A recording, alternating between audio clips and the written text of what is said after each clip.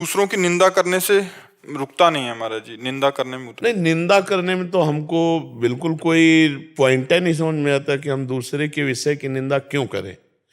अगर हम सही हों तो दूसरे की निंदा करने का अधिकार रखते हैं।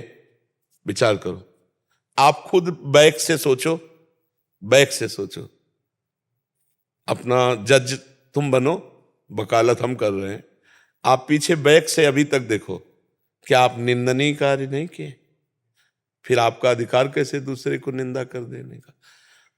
भाई, अगर हम गंदे आचरण किए हैं और भगवान मुझे कृपा करके अच्छे मार्ग में चला रहे हैं, तो आज जो गंदा कर रहा है कल उसके ऊपर भी कृपा होगी ना। तो हमको निंदा करने का अधिकार कैसे बन सकता है? और अच्छे जब हो जाएंगे तो सच्ची अच्छाई ये है कि उसमें किसी को दोष दर्शन ही नहीं होगा, तो दोनों प्रकार से निंदा नहीं बनती। जो हमें चाहिए वो है नहीं, और जब वो आ जाएगी तब किसी में दोष दर्शन होगा नहीं। उमा जे राम चरण रत विगत काम मद को और निज प्रभु में देखे जगत।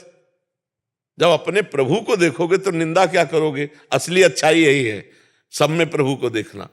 अब अभी स्थिति है नहीं, तो जब हम खुद अपना घर नहीं साफ कर पा रहे तो दूसरे के दरवाजे में कूड़ा देख कर क्यों निंदा करें?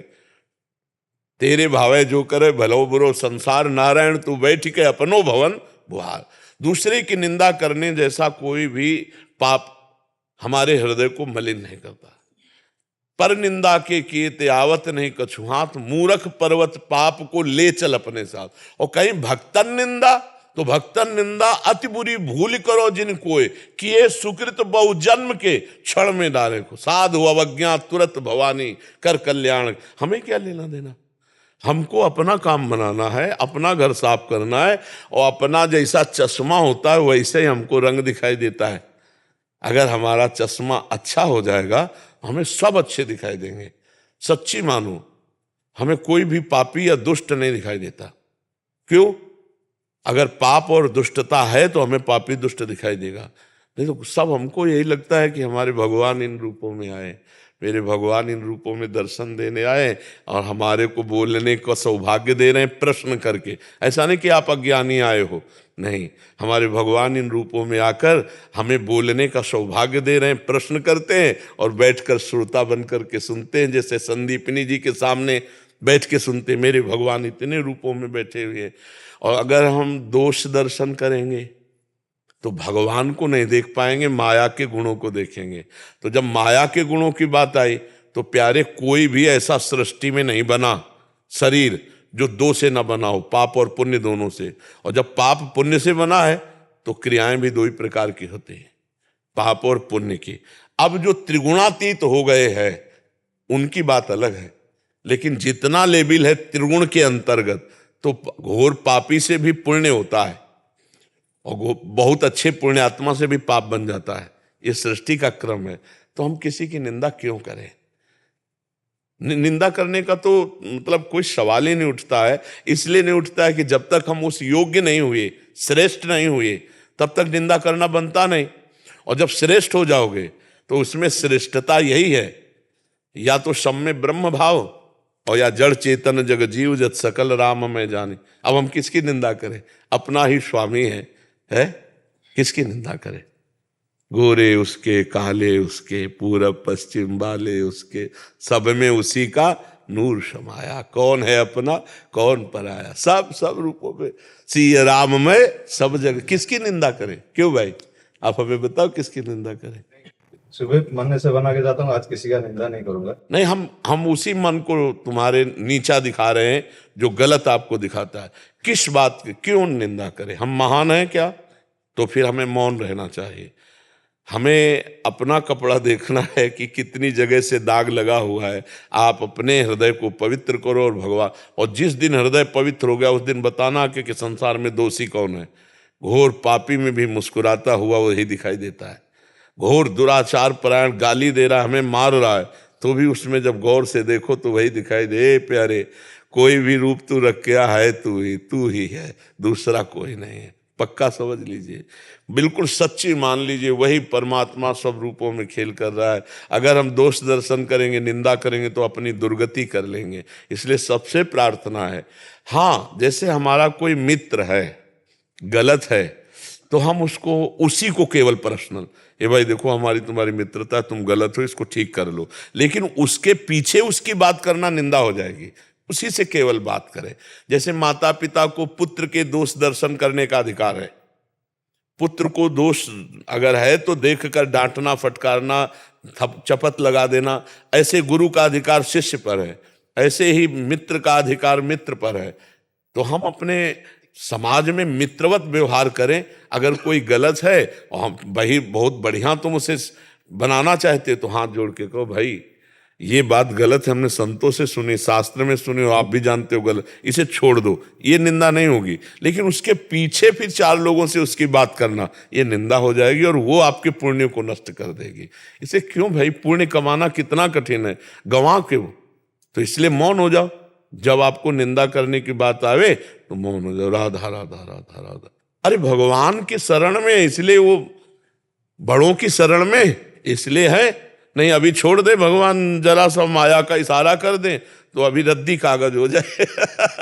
नहीं, नारद जी को थोड़ा आया कि काम विजयी हो, भगवान के पास गए, शंकर जी के पास, बोले हमने काम विजयी किया।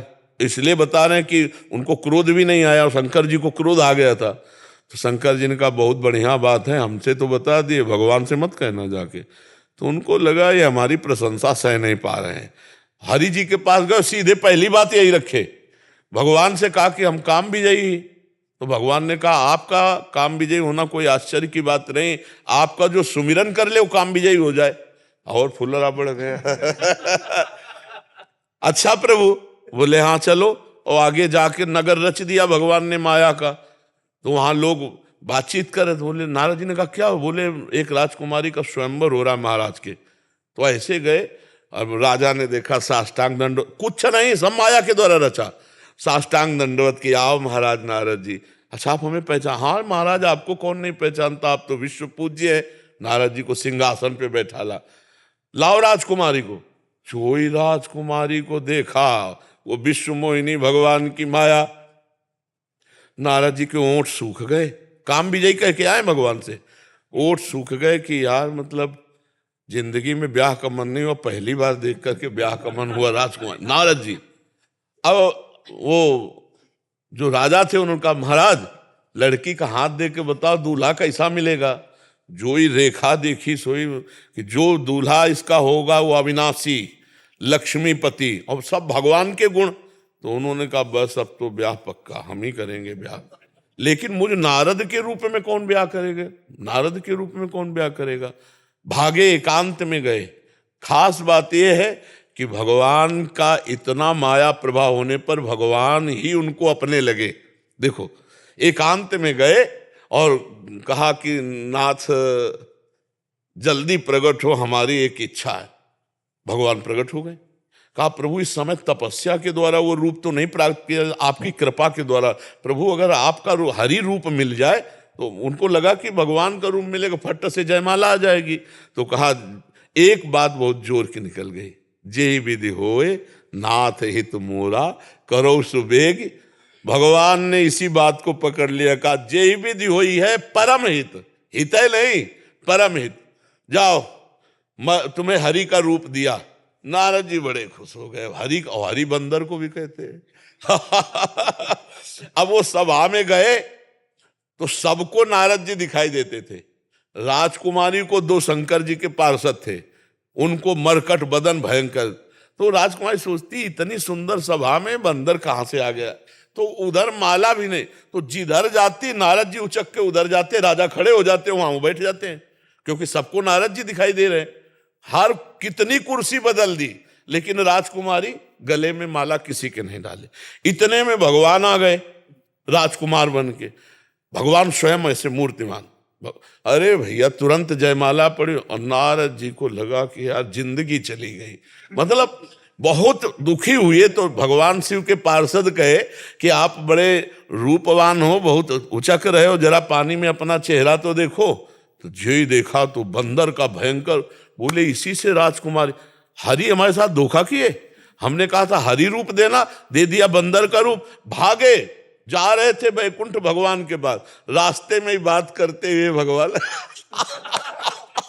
गले में हाथ डाले और उसी राजकुमारी से बात कर। नारद जी ने कहा, जल गए। देखो माया का प्रभाव, अपने इष्ट से जल गए कि जिंदगी में तो हमको चाहा नहीं, एक बार ब्याह की चाह, वो भी ये आके कर ले गए। मतलब और कोई करता तो चलो ये